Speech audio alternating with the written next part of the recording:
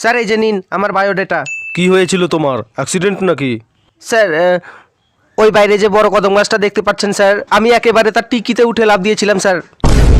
কেন? কারণ principal sir আমাকে কলেজ থেকে বের করে দিয়েছিল।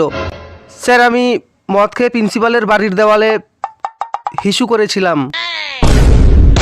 প্রিন্সিপাল স্যারের বাড়ির দেওয়ালে তো বড় করেই লেখা আছে, তুমি দেখোনি? দেখেছি স্যার, ওই দেওয়ালে লেখা ছিল স্যার, দেওয়ালে প্রস্রাব করিবেন না, করিলে 500 টাকা জরিমানা। কিন্তু আমি লেখাটা বুঝতে পারিনি স্যার। কেন? কারণ স্যার কেউ হয়তো শয়তানি করে দেওয়ালে প্রস্রাব করিবেন না লেখাটিতে প্রস্রাব করিবেন না এর পরে যে দাড়িটা ছিল সেটাকে মুছে দিয়ে নায়ের আগে বসিয়ে দিয়েছিল স্যার। আর সেই জন্য লেখাটি হয়েছিল দেওয়ালে প্রস্রাব করিবেন না, করিলে 500 টাকা জরিমানা।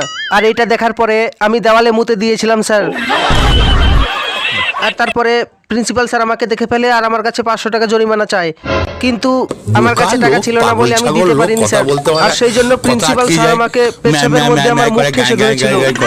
তারপর আমাকে দিয়ে সেই মুখ পরিষ্কার করিয়েছিল। দেখো আমরা তোমার দুঃখ, কষ্ট ও ট্যালেন্টের কথা সবই শুনলাম। দেখো আমাদের এই কোম্পানিতে চাকরি করার জন্য देखो देखो दरिंदगी चेहरे से टपकती है, नंबर 1 का कमीना है। छी छी छी, आंखें देखो, नीयत में खोट साफ नजर आता है, हवस से भरी हुई।